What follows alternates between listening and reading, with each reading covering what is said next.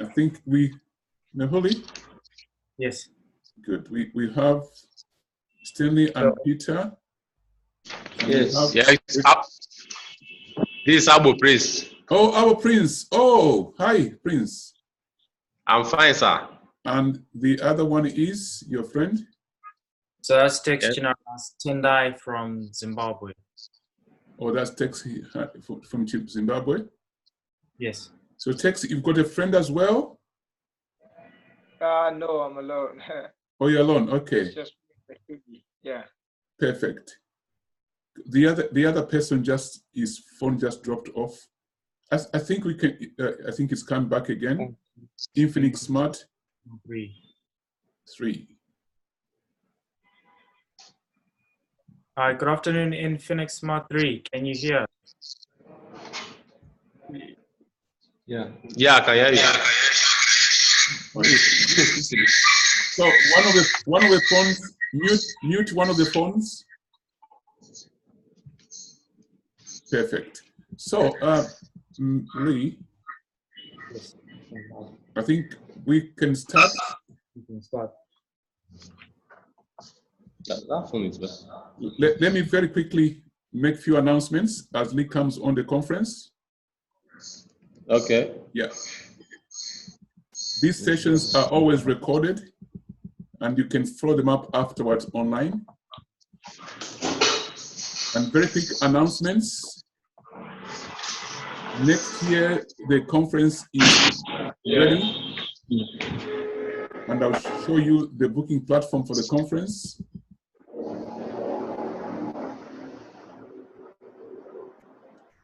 It's live. This website, Amakayago Ingi, if you want to book the conference, you click over here.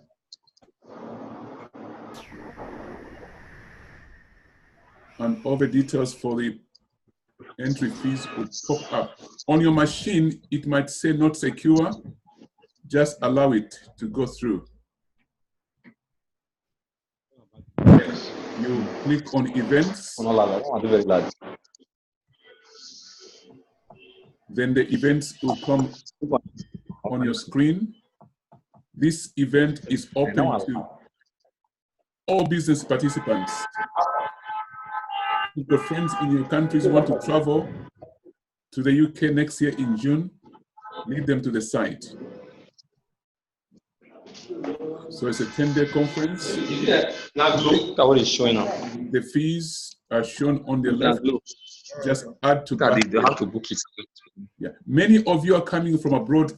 Choose this one. Once, if you want apartment, choose that one. But we recommend choose this one until closer to the date, you can begin to book apartments. This one, you click one person here. Oh. Yeah. So you click on add to basket. For example, if I do add to basket, it will come up. Scroll down, go to secure checkout. Because I haven't put details in, if I go to secure checkout, you complete your details over here. And once you complete your details over there, you should click I agree to the terms. And click ignore subscribe to the mailing list. You can ignore that one. I would like to create an account, ignore that one. Then when it comes over here, you must click post order form. It's going to print you an invoice and the bank details. That's what you can take to Western Union or your bank to book the conference. Then once you do that, we'll send a letter to confirm. Then you can begin to apply for your travel documents. Start early. By December 31st, you should have started applying so that there's room for you to actually do what you're supposed to do. It's a long process.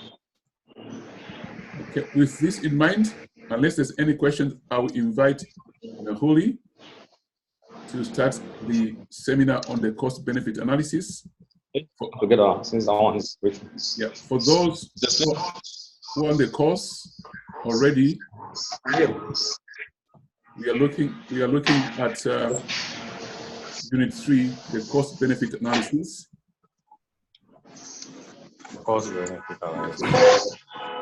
And Mehluli will look at the financial schedule, which is the following. For every businessman and woman, they must have an idea on the financial schedule and the components of it. So there's financial schedule, there's size and wages, there's overhead expenses, and there is one of startup costs for those who are starting a business, and for those who are already in business. Then we have inventory, and we have the revenue or projected income or the actual income. So on this note, I'd like to let Mehluli continue the seminar. Thank you very much, Dr. John. Good afternoon to you all again. My name is Mehluli, and so we're just going to proceed with our seminar on cost benefit analysis.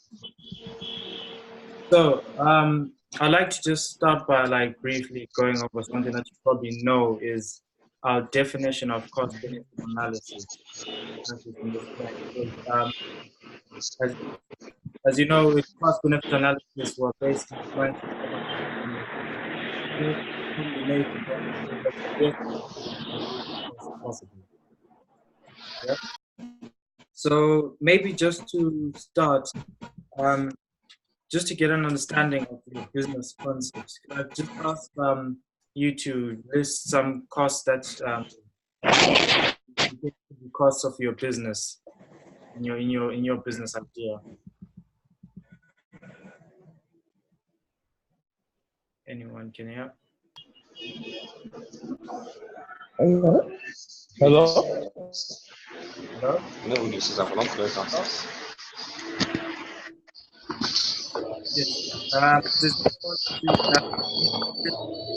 Exemplary costs of their business idea that they have. Any cost that you Oh yeah. For example, for my business, one example, I've got an $8,000 printing machine that I want to buy. So that'll be one cost for my business. Okay, so that's cost of equipment. That's part of your initial cost.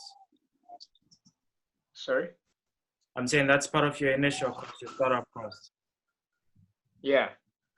Anything else, maybe from Peter and the other guys, any examples of costs that you could you incur in your business idea?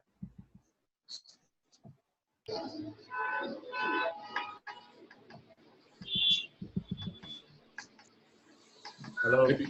Purchase of a motor vehicle. Okay, that's an example. Capital expenditure. And so basically, I've gone through examples. Focus on capital and inventory cost today, and there's going to be, in light of the capital costs, we're going to look at how we can calculate our financials and basically come to a point where we can see how much it's going to cost for you to run or start up a business. So as you can probably see there on your screen, we have got up a template of a financial schedule. So this is basically how we're going to list our expenses to come and calculate what we will incur in the business on a monthly and on an annual period. So in terms of examples of costs, we have salaries and wages. That's an example that you're going to come up across when you operate in your business. So on a monthly basis, you're going to have to calculate what is the manager going to get. There's let's say an example there that you have of 1,200, And if you're going to have employees as well, what's going to be their monthly salary? And you're going to add those up in total to get to an annual figure and the total amount. So that's going to be your initial basis of your your forecast cost of wages and salaries. So there's going to be different types of expenses, such as admin expenses. These are costs that are going to be more of variable. So, let me start by saying this. What we incur, like in our business, we're going to incur costs. In terms of costs, is fixed costs and variable costs. So our fixed costs are going to be the costs that we cannot change over a certain time period, and they do not get affected by different changes within the business. These are costs such as rent. Your rent will not change on a monthly basis. Costs such as like because you're building, you're already within that thing, and it's like set over a period of time. Fixed costs also could come as in the form of your capital investments, because that will not change. Once that cost is covered, if it's covered over a period of time, it stays constant to that. And then variable costs are the costs that will be changing over the number of units sold, for example. They change variably to different conditions. So an example of a variable cost would be, I would say maybe wages, because in the sense of the number of staff you employ and your business growth, it was going to vary. So you have more staff, you have more costs. You have less staff, you have less variable costs in that sense. Do you have an understanding of the difference between fixed costs and variable costs? Yeah, it's clear. Okay. Any questions on that? Anybody with questions on that? Have you lined up in your business this structure already? Sorry? Has any of you set up this structure in your business? No, not yet. Not me. That's good news. So we need to have this structure set up. Make sure you develop this area. Has any of you added yourself in this table? Do you know how much you pay yourself? Do you know how much you pay yourself? Have you worked out? You know what? You know what? Have you worked out how much you're gonna pay yourself? Oh, no. Okay. Peter?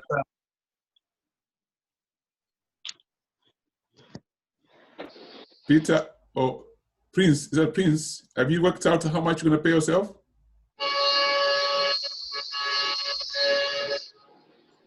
No, I haven't yet, because it's still something that's yet to take off. So okay, good. I hadn't done any real costing or anything. I've just checked out the stuff I need to buy and all that. Okay, it's important you begin to set up this scene. It's going to help you work out where it goes. Okay, Lee, you may continue. Yeah.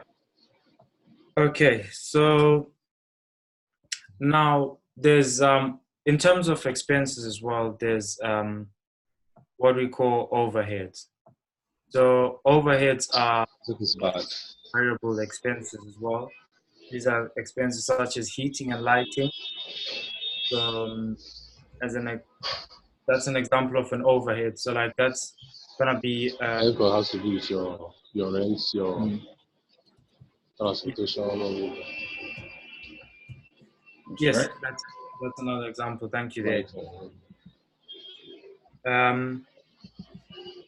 Under your overhead, these are more of variable costs because these can vary the unit of outputs that you're going to produce.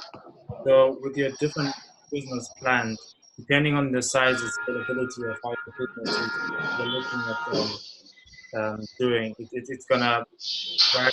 So if you're looking at starting a business, let's say you're going to have a big warehouse in your business, as an example. Your variable costs or your overheads, they're going to be different from someone who say wants to start up a business with a small shop, because the obvious expense in like heating and lighting, as that example, is going to be different for that. So does any one of you have any examples of overheads that you could think of in your business idea?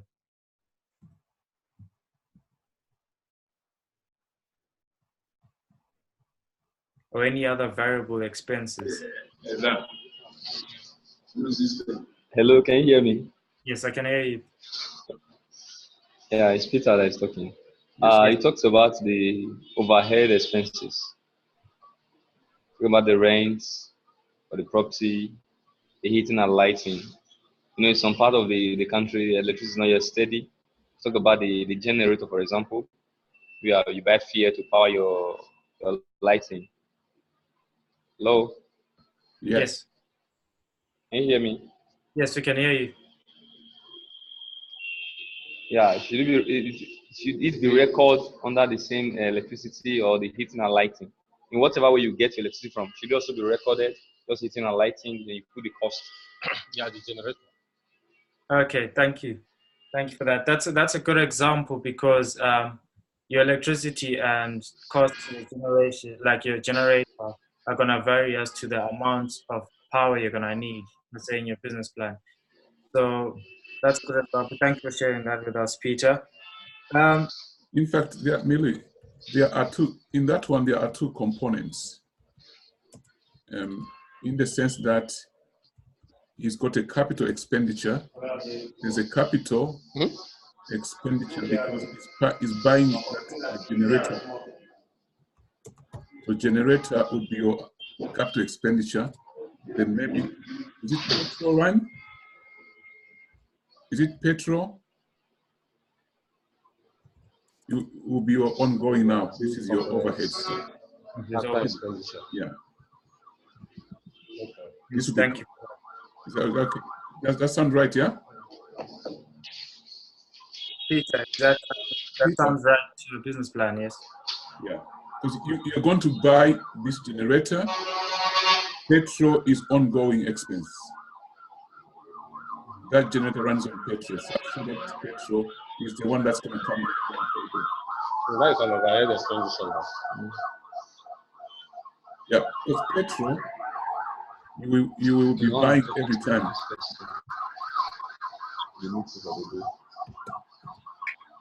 As it runs out on use. Yeah. So it's not overhead. So the capital expenditure is a generator. It's a machine that you buy, isn't it? Yeah. This is going to be a one-off cost or expense. But this one, petrol or diesel, it's oops, what have I done? It's petrol, diesel. It's not overhead. Come on the overhead because you'll be buying it as it runs out on use. Okay. So this, Doc. yeah. This is in our own country, Nigeria. At times, maybe depends on the season, because I know that this is going to also affect in the big. At times, it is not fixed. You know, at times the petrol goes up and down. Like for instance, we are about to enter city. You know, we have some factory of when let's say maybe they are selling for 145 per liter, and because of the season, they are selling for 160. I think that should also be placed under variable cost. Mehluli? Should it also be placed under variable cost, since we are looking at overhead cost? Sorry, please repeat that, Peter. I didn't quite get it. Yeah, this is Sabo Prince. I'm saying that we are looking at overhead cost. We are now explaining the generator and petrol or diesel under capital expenditure. And I said, under this capital expenditure, in some countries like ours, the fuel is not stable. You might buy petrol for 145 today, and tomorrow when you don't see, you might also purchase, or maybe to buy it on 200 or more than 200 per liter. I think that will also be looked into variable cost. Can it be also seen as variable cost? Okay. So I just want to get your question right. So what we're saying is like the cost of your fuel per se vary. Like It's not, sometimes it can change. it's not stable. It's not stable. Mm. Yes. Definitely. That is a variable cost because by principle itself, the fact that it's changing means it can be variable. Variable costs are basically anything that can take over a short period of time. Okay. Yeah, your petrol, it would be a variable overhead. Excellent. Can I proceed? Okay. So an area that I'd like to look at is your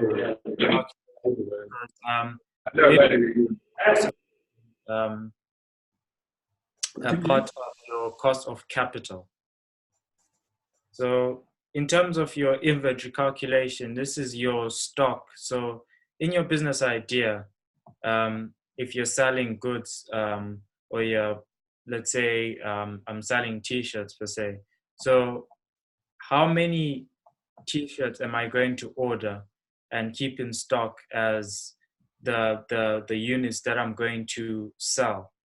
So that's our inventory. So we have to calculate on a basis of the scale of which your inventory is and your projected future sales.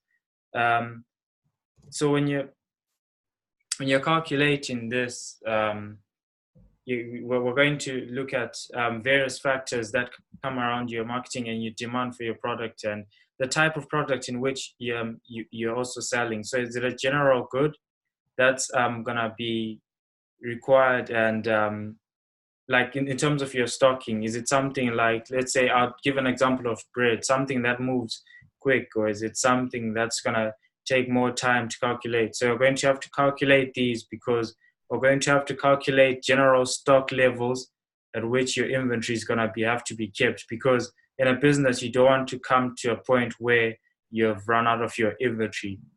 So as part of your cost of capital, your inventory calculation is gonna be a very important role. So now, in terms of your inventory, this is also a cost that we have to look out for. So when your business makes sales, your inventory is what we're gonna subtract as your cost of sales.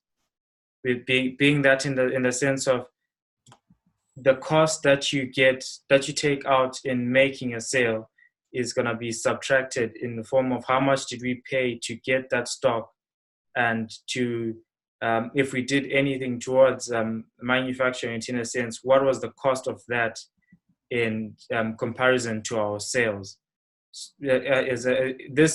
From this, that's how we get what we call our gross profit. So we can't, before we get to subtracting other expenses and stuff, we have to come to a point where we calculate our gross profit, which takes out the cost of sale, and that's inventory. So now, in terms of inventory, it can vary as well in terms of your what is I was going to say, how you're going to store your inventory, because it in itself as a commodity, you're going to look at storage spaces. Is your inventory going to be are you going to pre-order your inventory?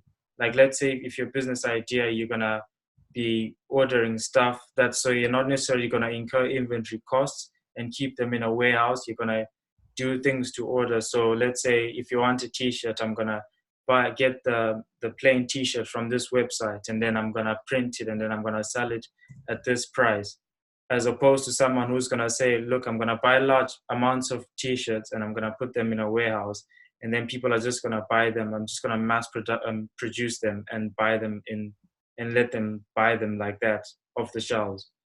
So that's a thing to consider in terms of your inventory calculation. And that also adds to your total cost of capital. So now, when it comes to subtracting our cost of capital to our projected future profits, or if you're already in business, your profits. It's important to look at these factors before we start to consider what we call profit, because if we don't consider your inventory, how much you have to resell, you could come to a point where you don't have enough money to order more inventory, which is running at a loss for the business. Okay. And then you also need to come to a point where you can see the costs, such as your overheads, fixed costs. Those also have to be incurred within the sales figure before we calculate profits. Okay. And yes. Just maybe let's ask questions on that before you proceed on to that one. Sorry, questions on which part exactly? Just so far, if there's any questions, ask them. Okay, does anyone have any questions thus far? No, I'm all right. Hello, can you hear me? Yes. Yeah, I hear you. Hello, can you hear me? Yes. Yeah, I'm Abu Prince. Based on the inventory, I know that inventory is based on depending on the kind of business you are doing. Some inventory are taken on a daily basis, some inventory are taken on a weekly basis, and some inventory are taken on a yearly basis. Depends on the kind of business you are into. And for the inventory, for instance, let's say you're into restaurant, and you know that you have to close checks and you have to open your balance maybe in the next morning. So in that, you're also taking inventory of the beer sold in that particular day. Okay, gentlemen, just 1 minute. Hello? I want to reset the program. Don't go away. 40 seconds. Come back in, yeah? I just want to reset it. All right. 40 seconds exactly. Don't go away. Count 1, 2, up to 40. Don't go away. Count. Start counting off your fingers. 1, 2, 3. Up to